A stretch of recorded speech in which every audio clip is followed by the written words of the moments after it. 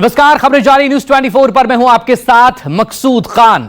2024 का चुनाव और वोटिंग की तारीख जैसे जैसे नजदीक आ रही है वैसे ही देश में सियासी आबो हवा में गर्माहट बढ़ती जा रही है। दल बदल का दौर भी चल रहा है। एक तरफ एनडीए अपने कुनबे को बढ़ा रहा है तो वहीं दूसरी तरफ विपक्ष मोदी सरकार पर आरोप चस्पा कर रहा है कि मोदी सरकार ईडी और सीबीआई का डर दिखाकर नेताओं को अपने पाले में ला रही है। इस सबके बीच 2024 में एक नया मुद्दा ट्रेंड करने लगा है और वो मुद्दा है वॉशिंग मशीन का। विपक्ष का आरोप यही कि सरकार जांच एजेंसियों का गलत इस्तेमाल कर रही है। सिर्फ विपक्ष को टारगेट किया जा रहा है और साथ ही आरोप यह भी कि कैसे बीजेपी या एनडीए में शामिल हो जाने के बाद नेताओं के तमाम पाप वॉशिंग मशीन में धुल जाते हैं, ठीक उसी तरह से जैसे कपड़े धुलते हों। ऐसे में आज सवाल यही, क्या सिर्फ मोदी सरकार में विपक्षी नेताओं पर कार्रवाई हुई या फिर पहले की सरकारें भी इसी परंपरा के साथ चलती रही हैं? आज देखिए एनडीए और इंडिया की लड़ाई कैसे वॉशिंग मशीन पर आई।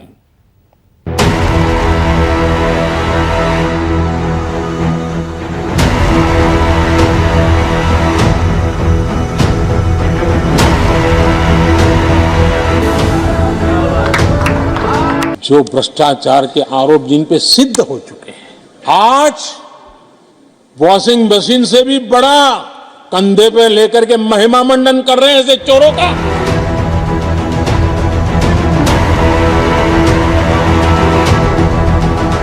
आज वो बहुचर्चित वॉशिंग मशीन आपके सामने है। जो कल तक घोटालेबाज था आज वो राष्ट्रभक्त बन जाता है, ईमानदार हो जाता है। ये इस मशीन का चमत्कार है। दिल्ली से छत्तीसगढ़ तक, झारखंड से महाराष्ट्र तक, तेलंगाना से जम्मू कश्मीर तक, राजस्थान से बंगाल तक ईडी के एक्शन ने देश का सियासी पारा हाई कर दिया। वैसे तो प्रवर्तन निदेशालय यानी कि ईडी करप्शन के मामलों में कार्रवाई कर रही है। ईडी को केंद्र बनाकर सियासत ने इसे सत्ता पक्ष बनाम विपक्ष की लड़ाई बना दिया और शुरू हो गई है ईडी पर सियासी कबड्डी। 2024 की शुरुआत से ईडी की कार्रवाई ने जोर पकड़ लिया है। कई दिग्गज नेताओं समेत कई राज्य के मुख्यमंत्री तक ईडी की गिरफ्त में। हालांकि विपक्ष इन कार्रवाइयों को सरकार की साजिश करार दे रहा है। 2024 में मोदी सरकार की हताशा बता रहा है। विपक्ष का सवाल है कि क्या सारे दागी सिर्फ विपक्षी हैं? क्या सत्ता पक्ष दूध की धुली है? माहौल चुनावी है, लिहाजा आरोप प्रत्यारोप का दौर चरम पर है। कांग्रेस बीजेपी पर हमलावर है। इसी कड़ी में कांग्रेस नेता पवन खेड़ा मीडिया के सामने आए, साथ में वो मशीन भी लाए जिसे नाम दिया है बीजेपी वॉशिंग मशीन। चौंकिए नहीं, कांग्रेस का कहना है कि ये कोई आम मशीन नहीं है, बल्कि इस मशीन में जिसकी धुलाई होती है उसके सारे दाग यानी पाप माफ हो जाते। आप भी देखिए इस मशीन का कमाल। सब जगह मांग है इस मशीन की। अब इसके अंदर डालेंगे अरुण जी अब डाल दीजिए, सबने देख लिया। दबाओ, कॉर्नर डालो, स्पिन वाला दबाओ, सारे बटन दबाओ और निकालो, देखो क्या निकल रहा है।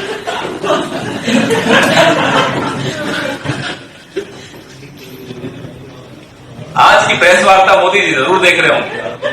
अब ये देखिए साफ होकर क्या निकला। सर थोड़ा अच्छी तरह दिखाई। सफेद टी शर्ट पर FIR, corruption, terrorist, rapist, fraud, scam समेत कई मामले लिखे। देखिए इस मशीन की कितनी मांग है। अब इसके अंदर डालेंगे अरुण जी। आज की प्रेस वार्ता मोदी जी जरूर देख रहे होंगे। अब ये देखिए साफ होकर क्या निकला। इतना ही नहीं, पवन खेड़ा ने कहा कि भाजपा जिन नेताओं पर करोड़ों के घोटाले का आरोप लगाती है उन्हें पार्टी में शामिल करवाती है और केस वापस ले लेती है। भाजपा के पास ऐसी वॉशिंग मशीन है जिसमें 10 साल पुराना केस भी डालो तो आरोपी बेदाग निकलता है। मशीन के साथ साथ ये कमाल मोदी वॉशिंग पाउडर का भी है। खेड़ा ने एक पेपर जारी करके आरोप भी लगाया कि विपक्ष के नेताओं को डराने धमकाने के लिए सीबीआई, ईडी और इनकम टैक्स डिपार्टमेंट जैसी केंद्रीय जांच एजेंसियों का दुरुपयोग किया जा रहा है। मार्केट में एक ऐसी वॉशिंग मशीन आ गई है और एक ऐसा वॉशिंग पाउडर आ गया है। यह है उस वॉशिंग पाउडर का नाम, मोदी वॉशिंग पाउडर। जिद्दी से जिद्दी दाग हो चाय का दाग हो, सब्जी का दाग हो, किसी भ्रष्टाचार का, रेल घोटाले का, खेल घोटाले का, निर्माण घोटाले का, सिंचाई घोटाले का, कोयले घोटाले का, चिटफंड का कोई दाग हो, ये मोदी वॉशिंग पाउडर और ये बीजेपी की वॉशिंग मशीन, 8,552 करोड़ की वॉशिंग मशीन जिद्दी से जिद्दी दाग छुड़वाएगी। आप भी खरीद लीजिए, काम आएगी।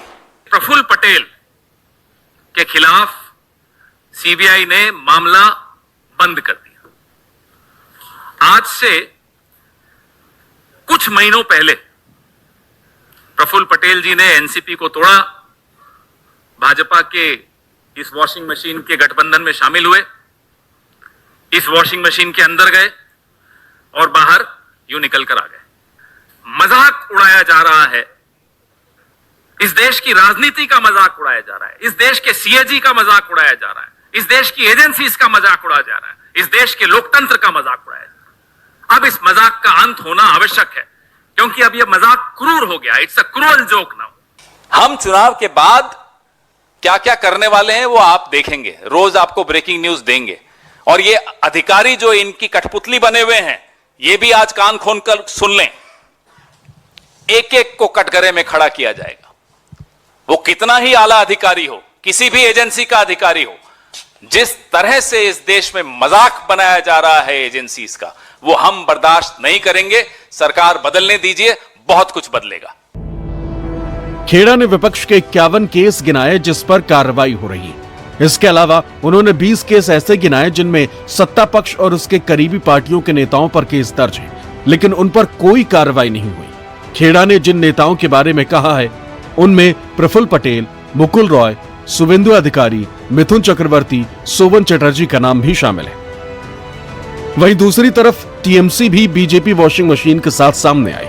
टीएमसी सांसद कुणाल घोष ने कहा कि बीजेपी की वॉशिंग मशीन में सभी दोष मुक्त हो जाते हैं। ওয়াশিং মেশিন হচ্ছে বিজেপি ব্র্যান্ডের ওয়াশিং মেশিন। এখানে মুখ খুলে দেখবেন ওই তো শুভেন্দু, ওই তো উঁকি মারছে, এই তো হেমন্ত বিশ্ব শর্মা, আর সর্বশেষ একটু উপর দিকে আছে হাই প্রফুল্ল। ফলে এইগুলো সব এর মধ্যে আছে। এখান থেকে কেচে কুচে সাফ করে বার করা হচ্ছে এদের। আমরা এর তীব্র নিন্দা করছি এবং এজেন্সিকে ব্যবহার করে টার্গেট করে তুলে এনে তারপরে ভারতীয় জনতা পার্টিতে নাম লেখালেই সব ধোয়া তুলসী পাতা হয়ে যাচ্ছে। তো আজব কাণ্ড। इस वॉशिंग मशीन के बहाने कांग्रेस बीजेपी पर सवाल दागती दिखी। कांग्रेस का साफ कहना है कि एनडीए में भी कई नेता ऐसे हैं जिन पर भ्रष्टाचार का आरोप है, लेकिन उन पर कार्रवाई नहीं होती। साथ ही विपक्ष का कहना है कि 2024 में बीजेपी डरी हुई है, उसे डर सता रहा है कि कहीं उसके हाथ से केंद्र की सत्ता न चली जाए। ऐसे में नेताओं को डरा धमकाकर ईडी सीबीआई का डर दिखाकर बीजेपी में शामिल कराया जा रहा है। कांग्रेस ने कुछ एनडीए के नेताओं के नाम के साथ साथ उन पर क्या आरोप था वो भी गिनाए। सबसे पहले एनसीपी नेता प्रफुल्ल पटेल का नाम गिनाया, जिन पर एयर इंडिया घोटाले का आरोप है। कांग्रेस का आरोप है कि एनडीए में शामिल होने के बाद इन पर कोई कार्रवाई नहीं हो रही। वहीं दूसरा नाम हेमंत बिस्व शर्मा का, जो जल आपूर्ति मामले में आरोपी थे, लेकिन बीजेपी में आते ही केस खत्म कर क्लीन चिट दे दी गई। तीसरा नाम नारायण राणे का है, जिन पर सीबीआई ईडी के कई मामले दर्ज हैं, लेकिन बीजेपी में शामिल होते ही केस खत्म कर दिया गया। चौथा नाम कांग्रेस ने लिया अजीत पवार का, जिन पर 70,000 करोड़ के घोटाले का आरोप है, लेकिन कोई कार्रवाई नहीं हुई। वहीं पांचवा नाम हसन मुशरीफ का है, जिन पर मनी लॉन्ड्रिंग का आरोप है, लेकिन केस बंद पड़ा है। छठा नाम कांग्रेस के लिस्ट में छगन भुजबल का है, जिन पर महाराष्ट्र सदन घोटाले का आरोप है, लेकिन एनसीपी अजित गुट के साथ एनडीए में जाते ही कोई कार्रवाई नहीं हुई। वहीं सातवां नाम है महाराष्ट्र के पूर्व सीएम और पूर्व कांग्रेस नेता अशोक चव्हाण का, जिन पर आदर्श घोटाले में जांच की तलवार लटकी थी, लेकिन बीजेपी में जाते ही केस बंद हो गया। ये सारे आरोप कांग्रेस केंद्र की मोदी सरकार पर लगा रही थी, साथ ही कह रही है कि बीजेपी के राज में लोकतंत्र की हत्या हो रही है। भारतीय जनता पार्टी की परेशानी यही है कि वो केवल और केवल अपना एजेंडे को आगे रख के चीज़ों को कहते हैं। प्रश्न ये है कि आज देश में हो क्या रहा है। आप देश की सबसे बड़ी विपक्षी पार्टी के को अकाउंट फ्रीज कर देते हो। आप चुनाव से पहले जो है इनकम टैक्स के नोटिसेस देके दोबारा उलझा के रखना चाहते हो। चुने हुए मुख्यमंत्री चाहे वो हेमंत सोरेन हो, अरविंद केजरीवाल हो, उनको चुनाव डिक्लेयर होने के बाद आप अरेस्ट कर लेते हो। चुनाव डिक्लेयर होने के बाद अमूमन तौर पे इलेक्शन कमीशन जो है वो तमाम एजेंसीज को, तमाम कॉन्स्टिट्यूशनल बॉडीज को वो कंट्रोल करती हैं। लेकिन आज भी सरकार अपने एजेंडे को लागू करने में लगी हुई है। यही इस लोकतंत्र के ऊपर प्रश्न चिन्ह लगाता है। एक तरफ विपक्ष बीजेपी पर हमलावर है तो दूसरी तरफ बीजेपी के नेताओं का साफ कहना है कि जांच एजेंसियां भ्रष्टाचारियों पर कार्रवाई कर रही हैं और वो एक स्वतंत्र एजेंसी है। साथ ही जो भ्रष्टाचार करेगा उसके खिलाफ कार्रवाई होना लाजमी और मोदी राज में भ्रष्टाचारियों पर लगाम कसने का सिलसिला जारी रहेगा। कांग्रेस पार्टी अपना हिसाब ठीक से रखती नहीं। पॉलिटिकल पार्टी को भी अपना रिटर्न फाइल करना पड़ता है, तभी उनको एग्जम्पशन मिलता है। समय से नहीं फाइल करिएगा तो फिर आपके खिलाफ कार्रवाई होती है, फिर आपको पेनल्टी लगता है। कांग्रेस पार्टी गई अपील में, रिजेक्ट हुआ, स्टे गई ट्राइब्यूनल में, रिजेक्ट हुआ, गई दिल्ली हाईकोर्ट में, रिजेक्ट हुआ। दिल्ली हाईकोर्ट ने 2 बार रिजेक्ट किया है। तो आप अपना हिसाब किताब ठीक से रखिएगा नहीं, ठीक से इनकम टैक्स फाइल करिएगा नहीं। जो लोग बात करते हैं कि संस्थाओं का अपमान हो रहा है, वो देखें इस बात को कि राहुल गांधी किस तरह कभी कोर्ट, कभी मीडिया और अब टैक्स करने को धमकी देते हैं। अगर आप सोचते हैं कि आप राजसी परिवार से हैं, आप डायनेस्ट हैं और आपसे कोई प्रश्न नहीं पूछा गया तो होगा नहीं। देश में इनकम टैक्स देने का काम उतना मेरा भी है, उतना जयराम रमेश का भी है, उतना कांग्रेस पार्टी का भी है, उतना बाकी सब पार्टीज का भी है। असल में क्या है कि इनकम टैक्स वाले आपको नोटिस भेजते हैं, आप जवाब नहीं देते, फिर आप पे जुर्माना लगता है तो आप अपीलेट कोर्ट जाते हैं, अपीलेट कोर्ट आपकी अर्जी को नकार देता है, हाई कोर्ट आपकी अर्जी को नकार देता है और अब आप कहते हैं कि सरकार आपको तंग कर रही है। असल में क्या है कि टैक्स आप नहीं करते, टैक्स आप इवेट करते हैं और आप आरोप सरकार पे लगाते हैं। बीते कुछ महीनों से बार बार ये बात विपक्ष और एक तबका दोहरा रहा है कि केंद्रीय एजेंसियों को मोदी सरकार विपक्ष को काबू में करने के लिए इस्तेमाल कर रही है। ऐसे में आरोप अतीत में भी सरकारों पर लगते रहे हैं, लेकिन पिछले कुछ सालों में एनडीए का बढ़ता कुनबा यानी कि दूसरी पार्टियों के नेताओं का एनडीए या बीजेपी में शामिल होना विपक्ष को हमलावर होने का मौका दे रहा है। ऐसे में बीजेपी में आते ही किन किन नेताओं पर जांच एजेंसियों की कार्रवाई रुकी, ये जानना और समझना भी जरूरी हो जाता है। सबसे पहले नाम हेमंत बिस्वा शर्मा। केस शारदा घोटाला। अगस्त 2015 में बीजेपी में शामिल हो गए। उन पर 27 नवंबर 2014 में सीबीआई ने उनसे शारदा घोटाले में पूछताछ की थी। शुभेंदु अधिकारी केस शारदा घोटाला। दिसंबर 2020 में बीजेपी के साथ आए। 2018-19 में जांच एजेंसी के रडार पर आए थे। बीजेपी में शामिल होते ही कार्रवाई रुकी। जितेंद्र तिवारी केस कोयला तस्करी। 2020 में सीबीआई ने कथित जांच शुरू की। मार्च 2021 को जितेंद्र तिवारी बीजेपी के साथ आ गए, कार्रवाई रुक गई।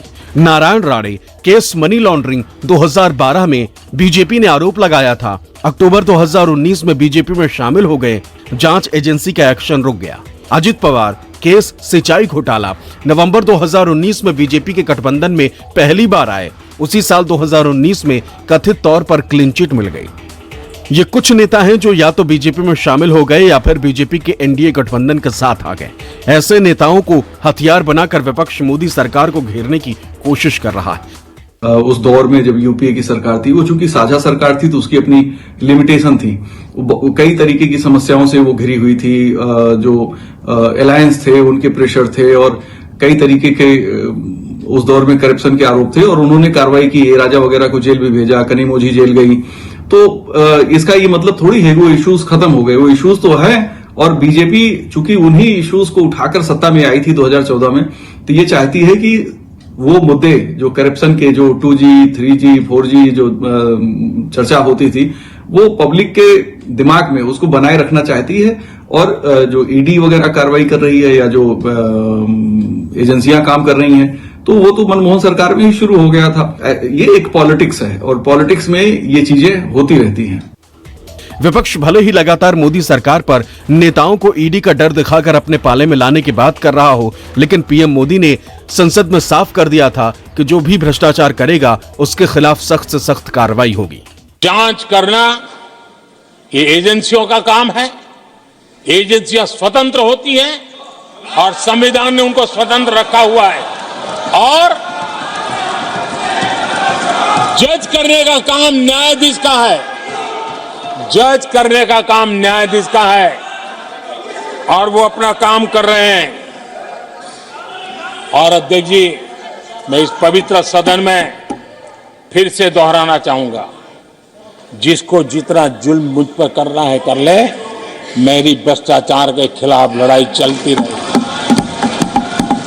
जिसने देश को लूटा है उनको लौटाना पड़ेगा, जिन्होंने देश को लूटा है उनको लौटाना पड़ेगा। ये मैं देश को इस सदन की पवित्र जगह से वादा करता हूं। जिसको जो आरोप लगाना है लगा ले, लेकिन देश को लूटने नहीं दिया जाएगा, और जो लूटा है वो लौटाना पड़ेगा। हालांकि विपक्षी नेताओं पर कार्रवाई का दौर सिर्फ मोदी सरकार में ही नहीं हो रहा, इससे पहले की सरकारों में भी ऐसा होता आया। जब देश में यूपीए की सरकार थी तो सुप्रीम कोर्ट ने 2013 में टिप्पणी की थी कि सीबीआई सरकार का तोता है, केंद्र में बैठी सरकार अपने मातहत काम करने वाली एजेंसियों का इस्तेमाल राजनीतिक विरोधियों के खिलाफ कर रही है। ऐसे में ईडी के 2004 से लेकर 2014 तक के मनमोहन सिंह सरकार कार्यकाल और 2015 से लेकर 2022 तक के एक्शन के आंकड़ों पर गौर करें। साल 2004 से लेकर 2014 तक के मनमोहन सिंह कार्यकाल में ईडी ने कुल 26 नेताओं पर कार्रवाई की, जिसमें विपक्षी दल के 14 और सरकार समर्थित 12 नेताओं पर कार्रवाई हुई, यानी विपक्षी नेताओं पर 54% और सरकार समर्थित नेताओं पर 46%। वहीं अगर 2015 से लेकर 2022 तक के मोदी सरकार के कार्यकाल में ईडी के एक्शन की बात करें तो कुल 121 नेताओं पर एक्शन लिया गया, जिसमें 115 नेता विपक्षी दल के थे, वहीं मात्र 6 नेता सरकार समर्थित थे। मतलब 95% विपक्षी और मात्र 5% सरकार समर्थित नेताओं पर कार्रवाई हुई। 2014 के बाद ईडी और सीबीआई ने जो कार्रवाइयां की उसमें विपक्ष के नेता ही ज्यादा रहेंगे, क्योंकि खुद यूपीए सरकार ने भी अपने ही साथ के मंत्रियों वगैरह पे कार्रवाई की थी, तो वो जनता के दबाव में किया था, अपने आप को वॉशिंग मशीन में ड्राई क्लीन करने के लिए। मौजूदा दौर में भी करप्शन एक इशू है, और लेकिन वॉल्यूम उसका उस तरह से नहीं है जैसा पहले हुआ करता था। एक बदलाव लोगों ने देखा है, और ईडी निश्चित तौर पे एक्टिव ज्यादा है और बहुत से मुकदमे दर्ज हुए हैं। अब जाहिर बात है कि फास्ट ट्रैक कोर्ट से तो ईडी के फैसले होते नहीं, तो मुझे लगता है कि अपोजिशन को इशू ये बना रहे ठीक है, और इनको और बेहतर ढंग से बनाने की कोशिश करनी चाहिए। और वॉशिंग मशीन के साथ तो 3 महीने पहले प्रैक्टिस कर लेनी चाहिए थी। पहले थोड़ा इसको किए होते तो अब तक ये थोड़ा इशू ज्यादा बन जाता और पब्लिक ज्यादा कन्विंस होती। ईडी की तरफ से कुछ दिनों पहले ही बताया गया कि 2005 से जनवरी 2023 तक ईडी ने मनी लॉन्ड्रिंग एक्ट में 5,906 केस दर्ज किए, तो इसमें केवल 2.98% केस ही पूर्व सांसद, विधायक और दूसरे नेताओं पर है। लेकिन ईडी के इस तरह के बयानों से विपक्ष इत्तेफाक नहीं रखता। विपक्ष का मानना है कि केंद्रीय जांच एजेंसियां बीजेपी के इशारे पर काम करती और सिर्फ विपक्षी नेताओं को ही परेशान करती। चुनावी मौसम में ईडी और सीबीआई के बढ़ते एक्शन ने सवाल उठाया है कि आखिर सारे एक्शन विपक्षी पार्टियों और उनके नेताओं पर ही क्यों। साथ ही लगातार नेताओं के बीजेपी में शामिल होने से भी विपक्ष इसे मुद्दा बना रहा। ये सवाल तब भी सामने आते थे जब कांग्रेस या यूपीए की सरकारें रही हैं, लेकिन जिस तेजी से पिछले कुछ महीनों में केंद्रीय एजेंसियों ने अपनी जांच का दायरा बढ़ाया है और नेताओं का दल बदल चल रहा है, उससे आने वाले वक्त में देश की राजनीति का पारा हाई होने वाला है। ऐसे में 2024 में वॉशिंग मशीन और ईडी सीबीआई वाली राजनीति चुनावों को किस करवट लेकर जाती है, ये देखना भी दिलचस्प होगा। Bureau report, news 24।